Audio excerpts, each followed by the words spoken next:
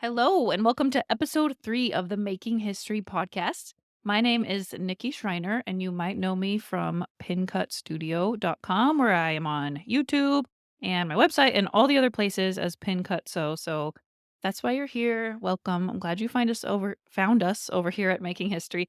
This is a podcast where we discuss various historical topics related to crafts, sewing, quilting, and other made things and hobbies. And today I have back with me my daughter Layla. Hi. Layla and I have history with today's topic, which I will just tell you right now. We are going to talk about Frances Glessner Lee, who is considered the mother of forensic science, but she is most famous for creating miniature crime scenes. That's so cool. I know, it's so cool. This topic first came across my radar a few years ago when I, on a whim, started a blog. Must have been in like an ADHD frenzy. I started an Agatha Christie themed blog, and that's the reason I had this topic saved because I don't even know like where I first found it, but I was like, "What? Someone made murder scene dollhouses? I have to know everything." And the podcast gave me the perfect opportunity to do that. So, Layla, tell us your history with miniatures. Well, I was a lover of tiny things Mhm. and a child. Was? Yeah, I Still still are. am. And I didn't have the space to make full-size houses, so I had to make them small. I don't even know, like, everything about miniatures just fell out of my mind. Okay, so I'm remembering in our Virginia house, we've had a lot of houses because we're Virginia. military. Your dad went into your room one time. He's like, "What the heck is all of this cardboard?" No, like, My Froggy stuff was my jam. I was making those, like, cereal box, like, fold-out houses that you would Yes. make look like, books. You could Okay, put them on your shout out to bookshelf. My Froggy stuff on YouTube. If you have a child who's into like Barbies, she shows you how to make everything. She was for an your Barbies. icon. Like, she was so cool. For a while, my personal YouTube was just full of your guys' stuff. I know, because I even know. My Froggy stuff was a big Oh one. my gosh. Okay, but even in more recent years, like you've bought the miniature sets from Hobby Lobby. Yes, I have a little mouse that my mom got me for Christmas. It's Yeah, it's a Melee. male egg mouse. And I want to get him like a little piano or like a secretary desk to sit on. I've knit him sweaters. Yes, just He the sits other on my day, dresser. we're Yeah. watching TV and she just whips out this tiny Melee mouse sweater. It's a little sweater. He's like 4 inches tall, little baby. And he sits on my dresser. He's very cute. So Yeah. you also had my dollhouse from when I was young for a long time. We finally did. passed that along because, like I said, we kept moving, and It was- dollhouses are a giant pain in the butt to move. Yeah, and it was massive and like kind of Yeah, it was scary. hard to fit, but my dad made me that dollhouse. It was just like a Hobby Lobby model that you put Mhm. together, and I got it for Christmas. He made my sister one, and then he made me one a year or two later. And my sister and I used to just let's make things for our dollhouses. Yeah. And we would make like the little clay food, and we'd make furniture and decorate them. It's Then fun. when you guys were little, you and Natalie Mhm. and Kelby, but he didn't care. I made you guys a Barbie house. Mhm. This is probably one of my most epic DIYs. Oh, it was so cute. I bought one of those like $30 pressboard bookshelves from Target. And then while you guys were in bed every night, I worked on it for weeks. Mhm. And I wallpapered it with scrapbook paper. I made windows with window frames and like cloud paper outside the windows. Yeah. Every room had different carpet, which was like felt sheets or whatever. And you guys played with that for years. I think we had that until like Utah is when we finally were like, we can't anymore. I remember in Hawaii, all the friends were always in your guys' closet playing with Oh yeah, Barbies. with Ever After High dolls. Yeah. We had it decorated. So clearly, this is a topic that's close to our hearts. Yes. We also love murder shows. And so like Yes. murder shows, dollhouses, hello. Yes. Like I just said, I am an Agatha Christie super fan. Like super fan. And so murder mysteries, but the lighthearted kind. I don't actually listen to like true crime podcasts very no much because Dateline. there comes a point where it's just like too Yeah, much yeah. But murder. like Monk, Psych, Yes. Death in Paradise. Good Currently ones like it's that. Elizabeth. Currently it's Elspeth? Elsbeth? Yeah, What did I I don't know how say? to say it. Elizabeth. Okay, so Layla, let me tell you everything I've learned about Frances Glessner Lee and Please her do. miniature crime scenes. It's been hard to keep in what I've been learning because the book I'm referencing today is called 18 Tiny Deaths: The Untold Story of the Woman Who Invented Modern Forensics. It is by Bruce Goldfarb. Mhm. And this reads like a really, really interesting history. Like it takes a good writer to make history this interesting. Yeah. He also made the cutest Reddit post. I was looking for pictures for He this. did? I did, and I think I sent it to you. Cutest Reddit post. He was like, I wrote this book, like, if you guys have any questions, and everybody, like, asked questions in the comments, it was so cute. Fun. Yeah. I forgot to look at the Reddit. Oh, yeah, this book was really, really good. I was riveted. So this episode was easy to study for. So I'll link to this in the show notes for sure. Oh, also, we always have an accompanying Instagram post with photos. You will definitely want to see the photos for this. Mhm. And I will also put some links in the show notes to where you can see the crime scenes and everything and pictures of her also. But the Instagram is just at Making History Podcast. Layla manages that for me. She I does do. a It's very great fun. job. Where would I be without you, Layla? So Frances Glessner was born on October 2nd, 1871. Her parents were named John Jacob and Frances. She was named after her mom. Oh my gosh, does he have a relative named Jingleheimer Schmidt? Maybe this is the John Oh my gosh, Jacob maybe it's him. of Jingleheimer Schmidt fame. Okay, and she had an older brother named George. A lot of people are named after other people in this story. So she went by Fanny as a child because her Cute. mom was Frances. Mhm. And John Jacob, her dad, they moved to Chicago when they were early married, and he got into the agricultural equipment business and Mhm. became a millionaire that way by the time he was 40. So Fanny and George grew up extremely wealthy. Yeah. The world was their oyster. There were no no's when it came to things they wanted to try or pursue. Mhm. When I was studying for this, I told Layla, like, they were into so many different things. They were like us, but with money. Like, Mom, I want to try this. Sorry, we're broke. No, we're not broke, but like for them, they could do anything. Yeah. They were also homeschooled. Icons. Layla's homeschooled. I'm homeschooled, so. Well, was. She graduated. We've always homeschooled. They had hobby after hobby after hobby. They were extremely creative. And not just the kids, but the parents also. Like the parents did everything from art to music to book clubs, all kinds of crazy stuff. Well, this is the kind of childhood that she had. When Fanny and George were children, their dad had an epic house built in Chicago. Mhm. Layla, Natalie, and I, my other daughter Natalie, we just took a trip to Chicago because Natalie had some ballet thing up there. And so we went for the weekend. Well, we only stayed one night, but we were staying down the street from the Glessner house. Gorgeous. And so on I'm our way cool. out, we drove by, took some pictures. Mhm. And it's really funny because he designed this house so that it was like the business in the front, party in the back. Mhm. The front facade was very castle-like and flat and ugly, Mhm. but the back opened into this like Yeah. amazing courtyard. The house was 18,000 square feet.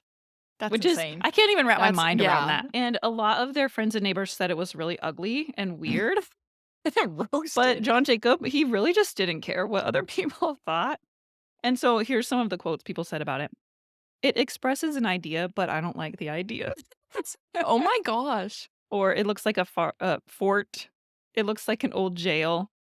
There is not a single pretty thing about it. How do you get in it?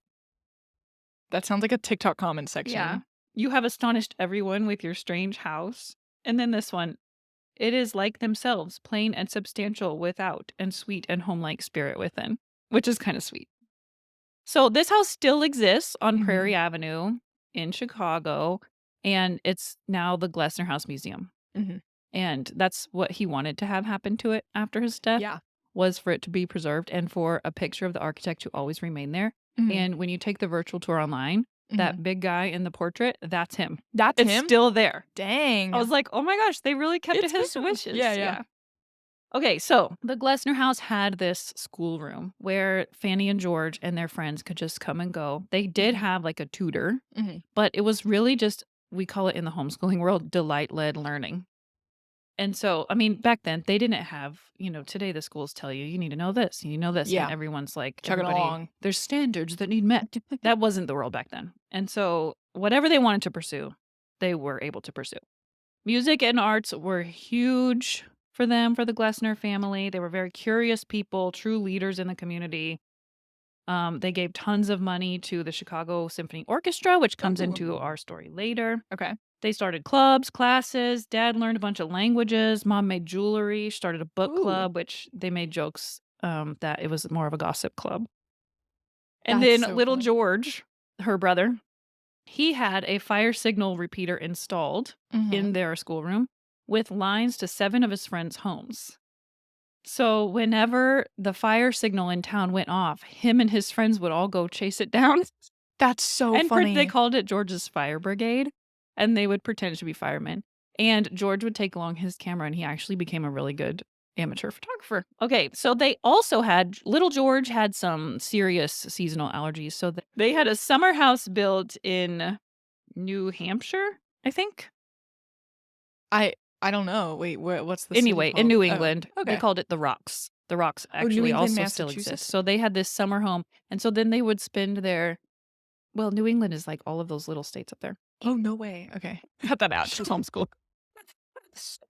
So they also spent a lot of time at their summer house, the Mhm. Rocks, where they camped, fished, did all the outdoorsy things that you wouldn't expect really wealthy socialites to do. Yeah, And so anyway, Fanny and George had an amazing childhood, of course. funded by endless money. Yeah. And that comes into the story later too. That's why I keep emphasizing how rich they were. Also, her first foray into miniatures was at that summer house when the architect of that house made her a little log cabin to match it. That's so He made cute. it with a kitchen and a wood burning stove, and so she played with miniatures Yeah, from when she was little. that's so cute. She also had a very early interest in medicine. It started with an obsession with mummies. I think a lot of kids have that Oh, of phase. I know course. I did. Yeah. Anatomical drawings. Mm. And then one time she had to get her tonsils removed. She was absolutely fascinated by the entire thing. Oh, no, when I was little she's texting, so I'll give you a story, a tale. My granny took me to Barnes& and Noble on, like, a little date, and she was like, "You can pick out anything, like, any book, any whatever." And I picked this, like, plastic it was like a plastic shell of a person that you could crack open. Remember that? And it had, like, rubber organs and stuff all in it, and you could take them all out, and, like, you could stretch the, like, intestines out, Oh and I my like to, like, gosh, they stretch it were out. like those stick to the window type things. Yeah, and there was, like, a little rubber liver and, like, all the good stuff. I think she thought I was insane, but I have a picture of me posing with my That's what I'm, she like, wanted. holding a gallbladder or something, and I'm smiling at the You camera. were very sciencey. I was sciencey. Layla's had a lot of phases. You remind I me of Fanny. Well, you remind me of myself also. I remind myself of Susu Heck, and I'm just doing a little In a doing a little bit different of way. everything. Okay, but my kids learned early on that I would hardly ever say no if what they were asking me for was like craft or art supplies. Oh, yeah. So if ever they wanted to go somewhere, they would pick Hobby Lobby because I would Mhm. always buy whatever it probably was Yeah. they wanted. And then especially, like, if she's sewing, like, she's gonna need something eventually, so we're going there eventually anyway.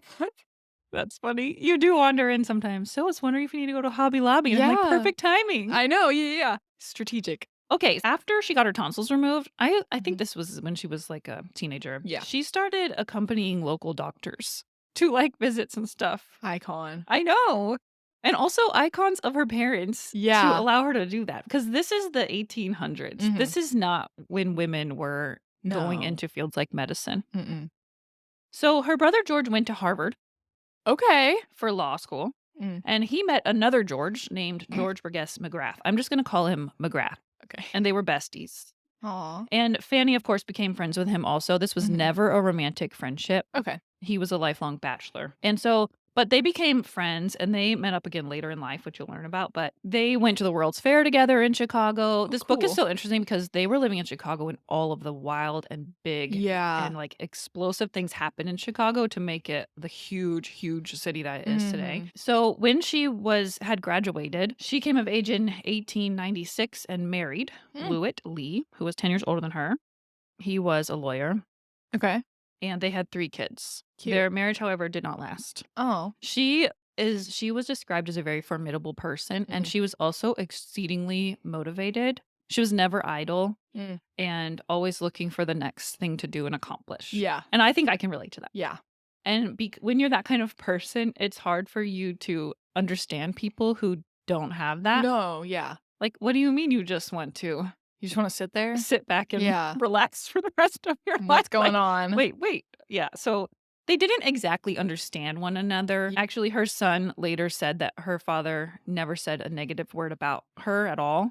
Oh. But after their 3rd child was born, he moved out. Mhm. They lived pretty separate lives. They still co-parented and everything, Yeah. but they did eventually divorce. And he Mm. actually found someone else and they had Oh. a very long and happy Okay, cute. marriage after that. And she never remarried. Mm. And so by the time her children were older, she was feeling very restless because she had been so wealthy and had everything handed to her. She felt like Mhm. she really hadn't earned anything in life. Yeah. And so she had several years where she was pretty restless. But she was still raising children, so she got into, like, needlework in the arts. She sewed all her Mhm. kids' clothes and became very crafty. She had a huge candy making phase at the Rocks, or at her New Hampshire house. So, like, again, Yeah. she just keeps, like, going on these Yeah, yeah, hyperfixation, yeah. like, crafts, um, eras in her life. But she still had not really found her thing, even though her interest Mhm. in medicine continued. But World War One came along, and she wait, no, sorry, go back. Rewind. One thing before I talk about World War One. For her mother's 65th birthday, Oh. she wanted to make her an epic gift. And her mother, like I said, they were very, very invested in the Chicago Symphony Orchestra. They were Mhm. very into the arts. And the orchestra members were like friends. They literally had them over Aw. for dinner and private concerts, and they were Dang. friends with Yeah. the entire orchestra. For her 65th birthday, Frances made her mom a miniature version of the Chicago Symphony Orchestra. I'm going to show Layla this picture. Oh my gosh, cute. So, at first glance, it just looks like an orchestra. But every single orchestra member was modeled to look like the member himself. Some of them sat for drawings for her. She had the leader of the orchestra handwrite that music. So, on every musician's music stand is actual sheet music from the actual songs that they played. That's so cool. She obtained an entire set of miniature instruments. There's just, like, no detail down to everyone's facial hair. There Yeah. were no women in the orchestra back then, they were all men. Lame. Oh, they did this guy dirty. Look how far back his hairline is. It probably really was That's like that. vile. They have their little tuxedos on with their Yeah, little they're so flowers and mustaches. cute. It's incredible. Bro. So, this was her first foray into, Yeah. like, miniatures, and you can tell how obsessive she was about it. The scale Mhm. was 1 to 12, which means Mhm. 1 inch equals 1 foot. Yeah. And she stuck to that meticulously. She's like, Of "No, course. nothing will be the wrong size," which is incredible. Okay, so World War One comes along, and finally, she finds something to do with herself. When she got married, her father gifted her a house on Prairie Avenue also, and Mm, also one to George, her brother. cute. And so the whole family now lived part of the year on Prairie Avenue, Mm, and she started hosting Navy sailors in her home. This okay. was common in Oh. World War One, like, anybody who had a large house. I don't know, Mm. I'm sure a lot of listeners have seen Downton Abbey. I didn't get through the whole series, I No, couldn't handle it. So much drama. But I do remember a time when they were asked to host soldiers in their house. I Okay. mean, they were in Britain, but, Yeah, yeah, yeah. same kinda thing. And she really found some purpose in that. Mhm. So then this is where the Chicago Art Institute comes in, which Mhm. we just visited. Yeah. So I wish I would have known beforehand that she, like, stood on that ground and did this. Yeah. She wanted to do something entertaining. So Cool. she started advertising for the Fingertip Theater. She started advertising, like, "Come to this event. The stage is 2 feet by 3 feet, but it's going to have acrobatics, it's going to have this, it's going to have that, and all of this." And nobody really knew what they were going Yeah. for, but everybody bought tickets. What it was she had created a miniature theater, Oh. and then for her 2 fingers, her pointer and middle fingers, she had created and sewn costumes with little ballet shoes and all these different costumes, and she put on a fingertip theater show. Literally fingertip theater. Yes. That's so cute. Yes, and all of the money she donated to an organization in France for displaced children who had been displaced from the war. Mhm. And it made a ton of money because 'cause I'm sure it was great. Like, we think of Yeah. this and we're like, "That is so silly," but she was so smart and creative. Yeah, I wanna see I it. bet it was amazing. Absolutely. Yeah, so I thought that was so cute and Yeah. funny. I Girl, forgot to look up a picture of it, it's but a I good bet you thing that can. I didn't do this when I was younger. Like, didn't know about her when I was younger, because I would've been You would have been making crime scene dollhouses. I would've been making crime scene dollhouses, I would've been making little fingertip theaters, Layla, like do you remember that time for April Fool's Day that you made the fake turd? Yep. I baked up a little fake dog turd. No, it looked like a human So turd, it was big. thank you. I appreciate It that. looked so legit. So real. I put it in our bathroom and tried to frame my siblings, and it didn't work. Well, I remember Natalie, though, you put it outside the bathroom door when she was in there, and she Mhm. came out, and she goes, "Oh, Layla."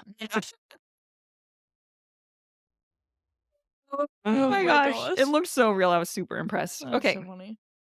That was um, so random. Where did that okay, come so from? now we're gonna get into the forensics part of her story, so before we get into that, let's take a quick break. As you may have noticed, this podcast is free of sponsorships, meaning I'm not taking this break to read advertisements to you. That's not how I'm choosing to support myself doing this type of work for now. So, that said, if you're enjoying this podcast and you would like to offer your support, there are a couple great ways you can do that. First, if you're into sewing and quilting or want to get into sewing or quilting, you can go over and watch my YouTube channel at Pin Cut Sew. And you can visit my pattern shop where I offer beginner friendly PDF sewing patterns and tutorials, some fun sewing related stickers, and even a few fun quilting books I've written. Go to www.pincutsewstudio.com/shop or find me on Etsy as Pin Cut Sew. Another thing you can do is to leave a 5-star review on this podcast. Reviews go a long way in helping podcasts be presented to more listeners. So if you're enjoying this, I would so appreciate you taking the time to leave a quick positive review. Lastly, and perhaps most tangibly, you can simply donate to the Making History podcast by going to www.buymeacoffee.com/pincutsew and gift us a little something there. And I do indeed promise to take Layla out to coffee. All of these links will be in the show notes below. So let's get back to the show. Okay, let's get right back into it. Frances did start actually working because, she was still searching for purpose. And she worked at a place called Windle House. She became the resident manager there. Her kids were older by this point. She was looking for something to occupy herself with that she felt would help her to earn that place in society, instead of just being rich. A freeloader. Yeah. Yep. So this place was for recovering servicemen who were just kind of looking for what they were going to do next. Like coming back from the war, a lot of them had been so young when they went, and then they come back and they're like, they might have injuries. They don't know what to do. And so this place was like a recovery and figure it out type of place. And she was the resident manager there. She was great at it. Okay, so let's transition into her later life. And to do that, we need to talk about the state of police work back then when it came to deaths that were unexplained. This is not a science podcast. I will be pretty basic, but I do recommend everybody read this book, 18 Tiny Deaths, because I'm doing the most basic introduction to all of this stuff, but it is super interesting. So back then, they worked on a coroner system. They would just elect local officials. So the person who dealt with an unexplained death did not need to be a doctor, did not need to be a scientist. It could be anybody. Sometimes they were doctors, but they mostly weren't. It could be the trash management person or could literally be anybody who wanted the job. And it did pay. Obviously, corruption was rampant. Yeah.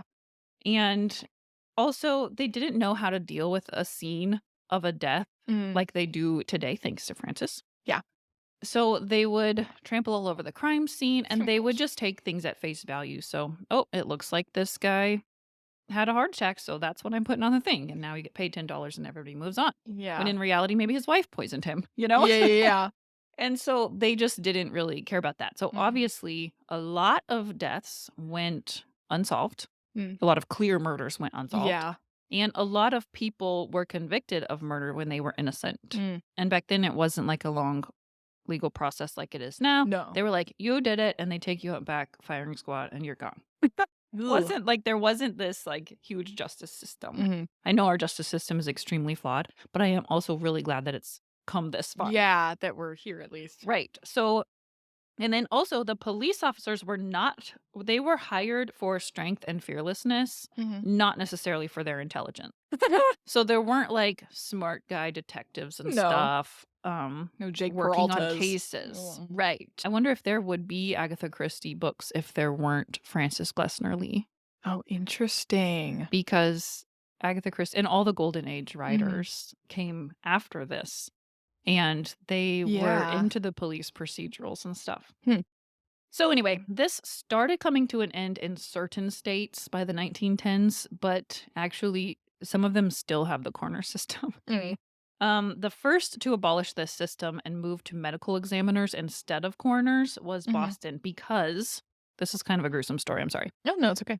They found an infant dumped into a trash can and they solved the case and everybody got paid. Coroner and the peers, they get paid. And then instead of putting the case to rest, they then deposited that infant into a different trash can and they got paid 3 more times. Oh my gosh. So this is the kind of corruption we're talking about when you're just paying people for not not doing anything.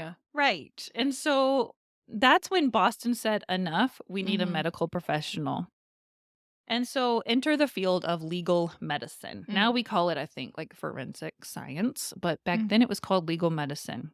And so you remember George McGrath, her friend George's, or her brother George's friend, Yeah. George. He was a medical examiner in Boston. He was a frustrated medical examiner. At this point in time, Frances is probably in her 30s, 40s, Mhm.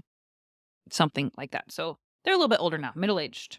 And he studied in Europe. He's very well Yeah. educated, but he was very frustrated because there was no funding for basic necessities. He had to beg for an ambulance to transport Mm. bodies. Everything, the office was totally disheveled, disorganized, records were Mhm. everywhere if there were any. And he was like, we need to get the system to be a system, Yeah. like a repeatable system so that we can actually do a good job at this. Mhm. But nobody was on board. They just treated this as if it were just some extra thing. Yeah. Nobody was giving it the importance that we now think that it should have. Mhm. And so what happened was he became ill. Mm. Frances also became ill. We don't know what these illnesses were, but they convalesced together at Ooh. Philip's house, which is like a fancy place to recover from illnesses for people who have money to do Oh, that. okay, okay, okay. And they both happened to be there at the same time, Oh my gosh, if that isn't twins. fate.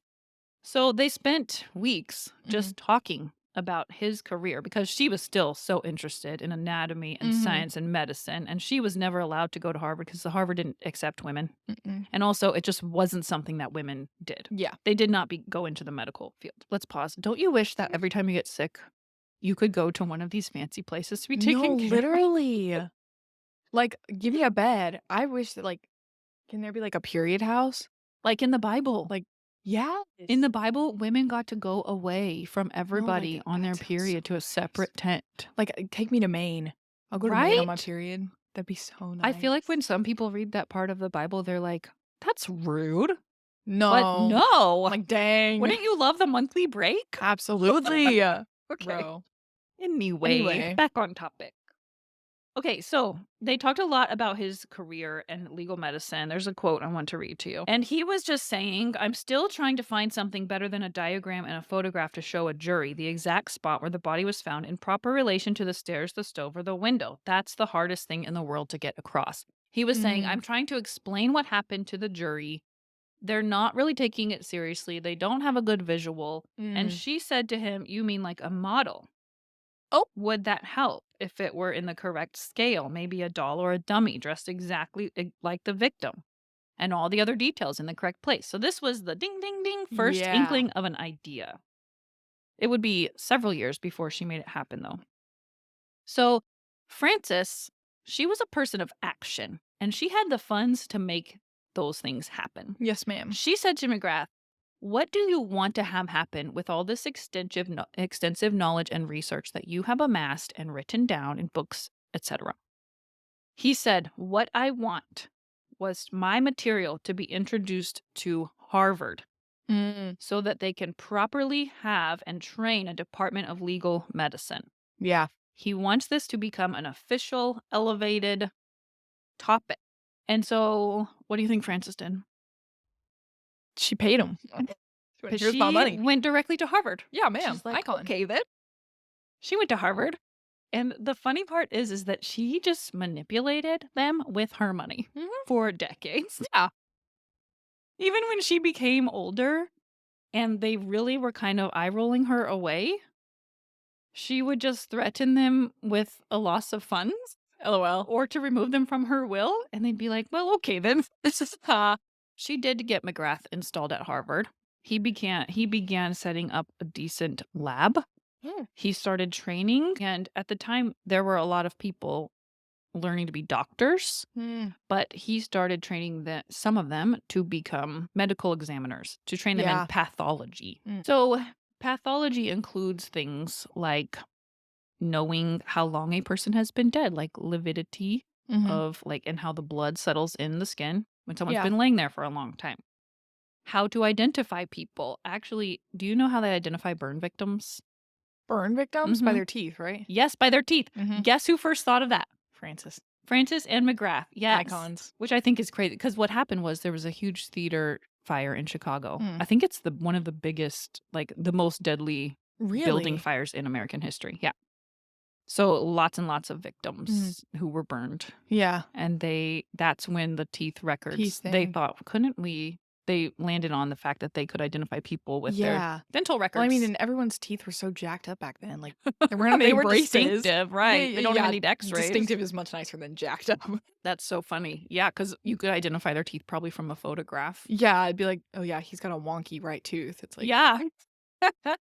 So that science continued to progress, but they're the ones who really got that seed Mhm. growing. So she started raising public support also. She would have her driver take her to ladies' events to speak about pathology and legal medicine. She would set up exhibits at the World's Fair demonstrating like crime scenes and stuff. Mhm. And she knew that public awareness, I think this is a mistake a lot of people make now when trying to, because they're not a business. So they're like, why would I Yeah. need marketing? Mhm. But the public's caring about something can Oh, really yeah. do so much for the cause. That's why we have like my mom, your granny, worked for Muscular Dystrophy Association. Mhm. And I remember her telling me that the telethons, you're probably too young to remember these, but a lot of the listeners will Uh, remember those MDA telethons on mhm. TV every year. And she said like they barely break even from those, but it did so much to raise awareness Yeah. and continue the funds incoming because people were even aware. Because Mhm. how else would they even know about muscular Yeah. dystrophy? So anyway, she paid Harvard off and she paid McGrath's salary without him knowing. My She gosh. said, "I will pay the salary of this person if you install him." When he needed a bigger space, she finagled her way into getting them to So give him funny. that. She funded tons of these programs with her own money. She also had an uncle that died and left her everything. So even on top of her dad's Dang, yeah. stipend, like She's she was doing loaded. well. Mhm. She eventually did sell her Prairie Avenue, Chicago house, and Mm. she was living in New England. And so she was obviously formidable. Yeah. You really couldn't tell her no. Mm-mm. Money buys everything she wants at this point. McGrath ended up dying in 1938. Mhm. And then, so the department did change over time, and there was a new pathologist named Moritz, who she continued to have a long term relationship with. Yeah. But she was so focused on this one cause that it was hard for her to understand when someone else wanted to focus on more than just this one cause. Does Yeah. that make sense? Have you Uh-huh. ever met somebody who's so obsessed Mhm. and you can't, like, they can't talk about anything else, and Yes. they also want you to care as much as they do? Every homeschooler I've talked to. About Lord of the Rings. Just Yes, kidding. about Lord of the Rings and Harry Potter and calculus. Yes, but those are the things that make them successful You're so right. eventually, but Mhm. there's some I'm awkward gonna years in work for there. them someday, Yeah, so that's so funny. So, Harvard's program did slowly but surely grow, and over many years, Lee kept studying and learning, and became a true expert. Hmm. Despite not having any college education, she knew so much more than anyone who did because she Mhm. was such a self learner. Yeah. She even wrote an anatomy book. It was a poetry book, though, and she wrote the cutest and funniest poems. The poems were so cute. It was like Ode to My Spleen, things like that. Wait, that's so I forgot to funny. mark that page. And then as she learned, Harvard's program was growing, although it was frustrating Mhm. because even still, people were not taking the field seriously. They No. had a severe lack of bodies, which you need bodies to study. You need Oh, like cadavers? Yes, because they're trying Okay. to not only were they trying to teach people how to treat a crime scene, they Mhm. were also trying to teach people how to treat the bodies. Yeah. So she did not let herself get frustrated. She just knew that the progress would be really slow. And honestly, she needed all of those years to learn what she knew. Mhm. And so she also started developing an extensive library at Harvard, the Mhm. Library of Legal Medicine. She would not allow Harvard, even up until her death, to combine that library with their regular library. She Icon. handpicked, she funded it, she named it after George McGrath. It's still called the George McGrath Library, I think. Dang. Well, it was until after her death, and they Yeah. just combined it anyway. Rude. I know. She was very protective of it. Mhm. And so they just kept plodding along. And she said that here's a quote: legal medicine may be likened to a three-legged stool, the three legs being medicine, the law, and police.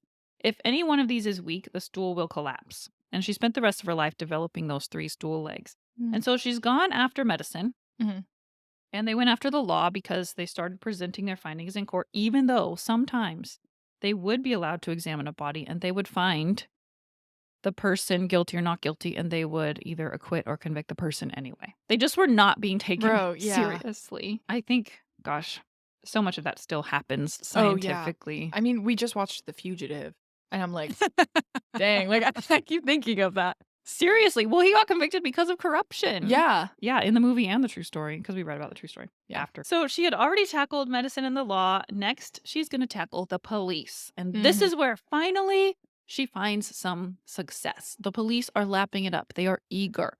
The funny thing is that in at the Rocks, her mountain house, she had a radio receiver installed. And somehow she accidentally got looped into the Virginia State Police Dispatch. Oh my gosh, I've done that So she before. was like, yeah, it's like people now It's who with have like a Well, we had, like, walkie-talkies because we moved from Colorado to Virginia, and so we right, had walkie-talkies, right. and so I would play with them in Virginia, and sometimes we were on base, and I would, like, hook up, and it'd be like, "Sergeant," brr, brr, brr, and they were Oh like, my gosh, so army people funny. talking. Not like the Sorry, MPs, continue. hopefully. No, hopefully not. So she started listening to these police dispatch. It's Virginia, not even a state that she lived in. And she started to feel like they were friends. She knew about their wives. And That's so funny. and she would just follow the state police news, you know? So then after that, she decided that she loves the police, Mhm. has a huge soft spot for them. She did not treat them like the dolts that society thought they were. She said, we can educate these men because remember, they hired police for their brute strength Courage, and, yeah. yeah, not necessarily for their ingenious qualities. But she started a relationship with the New Hampshire State Police where she did live. Mhm. And they loved her. And she got really close with the police captain. And eventually, actually, several years later, he commissioned her as a police captain. Oh my And some gosh. people thought, well, it's just honorary. But he actually said, no, actually, she is a very qualified Mhm. officer More in qualified this than you area. dummies. Yeah. So she started her relationship there and she started holding educational conferences for the police officers. And they loved it. I don't know if you've ever had a job, Layla. You probably have. I have, where I was just being underutilized and I was bored. This didn't last long for me. But it is so much more fun and fulfilling to work in a job that keeps your mind Yeah. going. And I wonder if some of these officers were like, yes, something for me Something to to learn. do. Yeah, yeah, yeah. Yes. So she actually created the position of homicide detective, Oh my what we now gosh. call homicide detective. Mhm. She said we need specialization. We need people who know how to treat a body. We need people Mhm. who know how not to destroy a crime scene. And we need to train these police officers to go into a crime scene and observe what they are seeing without Mhm. any foregone conclusions. And so, about the time that World War II was coming, she had the idea again to make the dollhouses, Mhm. the miniature crime scenes. The funny thing is that you know how she was so fixated on detail. Mhm. But this was World War II and rations were in place and she just could not obtain certain things. This was the first time in her life that she was being told, I'm sorry, but money cannot buy you this right Yeah. now. Oh my She gosh. really had a hard time with that. Some things, like even some little metal pieces, she had to fill out like forms. Like, why do you need this? So Yeah. they could determine if it was a worthy use of this resource. Oh. And she did it. She did all the things. Yeah. She had to build these. She's like, this is why this is important. Yeah. So, what I love about her is that she didn't let anybody discount what she was doing just because it seemed silly to some people. Yeah. You know, like she's building miniatures. Yeah. I can imagine that a lot of people were like, that's cute, honey. Whatever keeps you busy during wartime. Okay, sure. Help.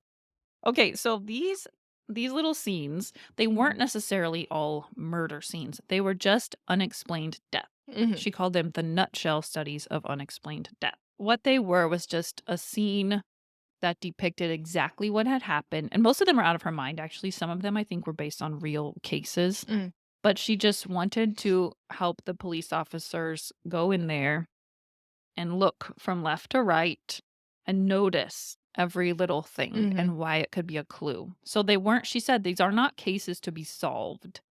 It's just an exercise in observation. Mm. And so she spared absolutely no effort. The whiskey bottles had actual branded labels on them. Mm.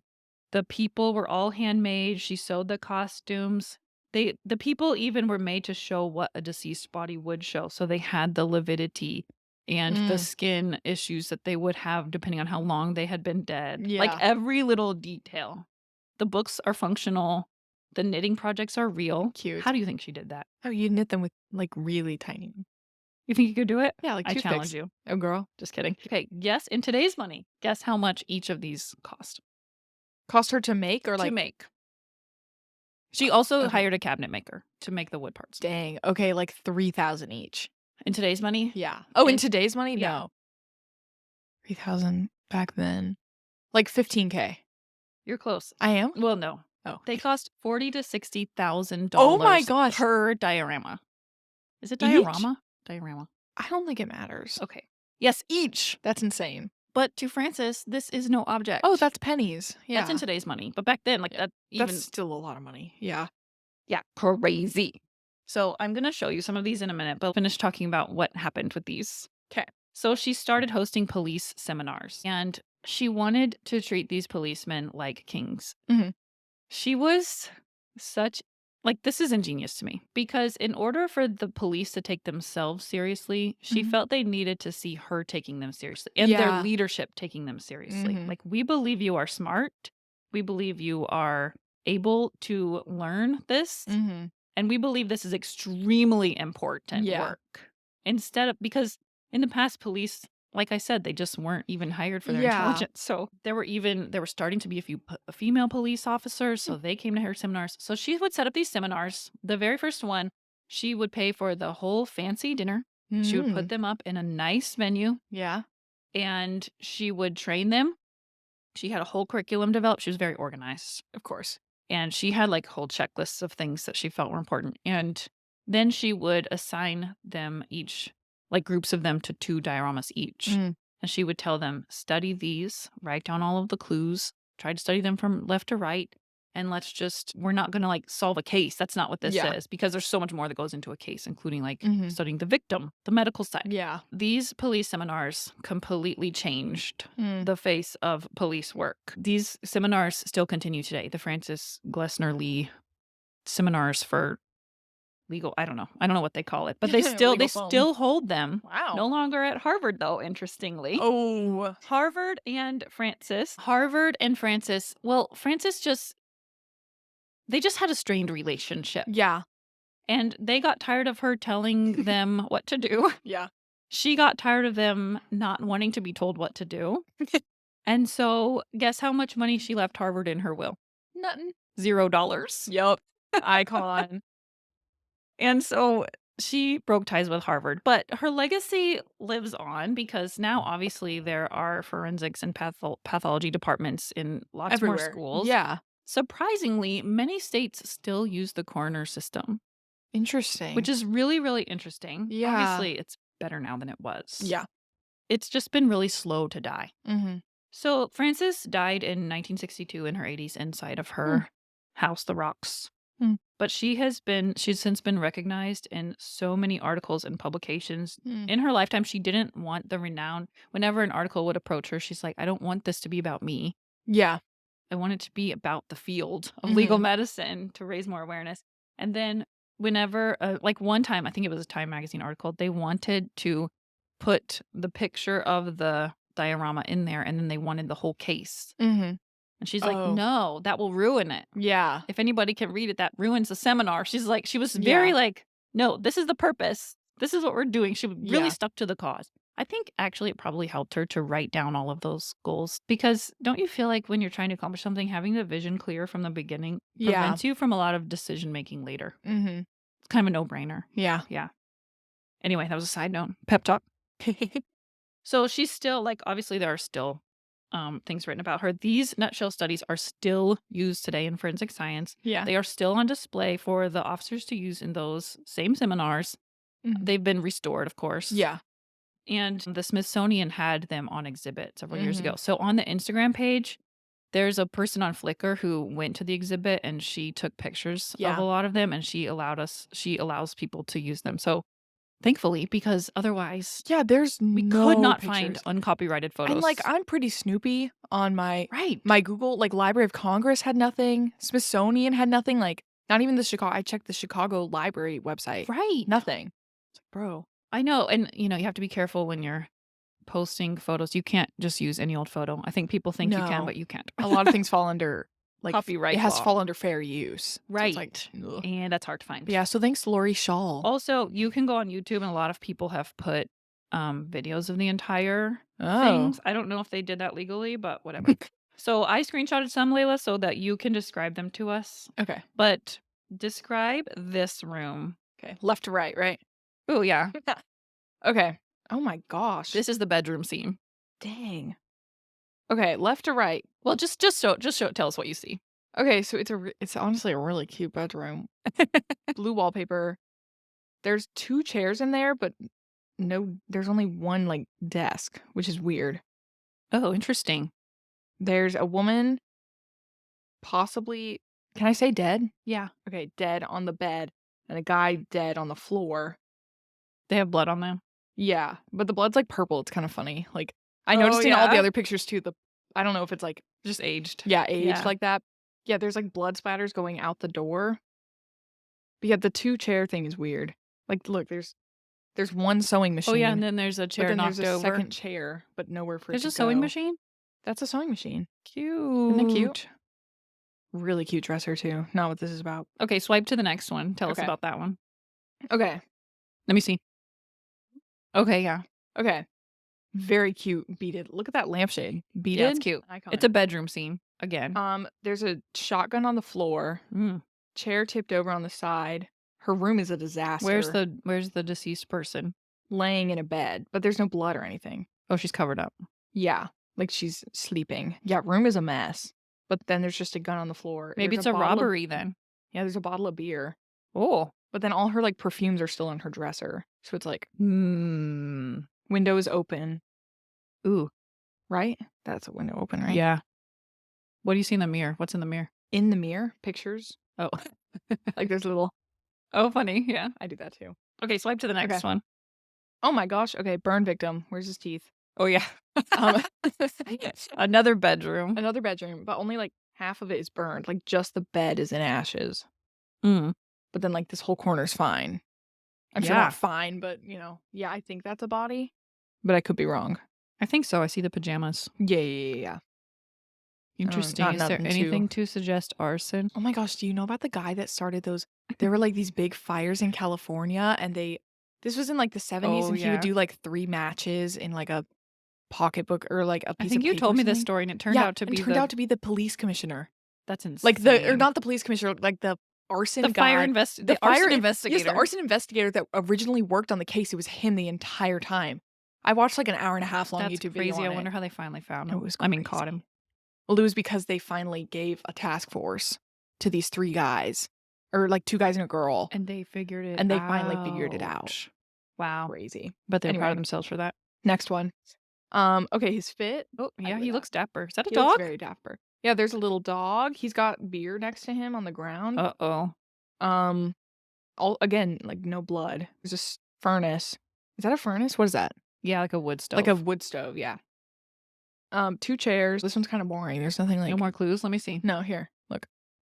There's a Oh, the dog's still alive, though. I know, that's sad. Newspaper. I wonder what's on the newspaper, because I guarantee it's real. Probably. Telephone. Yeah, I don't know. No, there's, like, no blood. That one's hard, yeah. That one is hard. Okay, so you can stop there if you want. But there are 18 of these still in existence today. And you can, like I said, go on YouTube and see them all. And we will put what pictures we are allowed to put on the Making History podcast Instagram. Oh, this one is scary. There's a woman on the floor with a knife through her stomach. Yeah, she's exposed. She's partially exposed, blood all over her And head. another dog. Yeesh. And a hammer nearby. Oh, that's not a dog. That's a table leg. Oh, that one. I don't like that one. No, I The don't like barn. that one either. Okay, so I hope you guys have enjoyed this. You can find us at pincutsewstudio.com/podcast and at Making History Podcast on Instagram. You can also find me at Pincutsew on YouTube. Layla, tell them where they can find you. You can find me on Instagram at LaylaJaneStudio_ and on my website, layla-jane.com. Yeah, Layla's for hire. I am for hire. Art and editing. And a little bit of everything else. Yeah, she's a Jane of all trades. Jane of all trades. That's funny. I hope this has been fun for you guys. If you have seen this exhibit, I would love to hear from you in the comments on Instagram. So And definitely, it really helps us out if you leave us a 5-star review wherever you're listening to this podcast and or a nice comment if you're listening to this on YouTube. We really appreciate you. And this has been really fun for us. So Yeah. stay tuned for next month when we will, I think, be talking about the Kentucky Derby Derby! and the The Fascinators. Yeah. fascinators. So, yeah. Bye.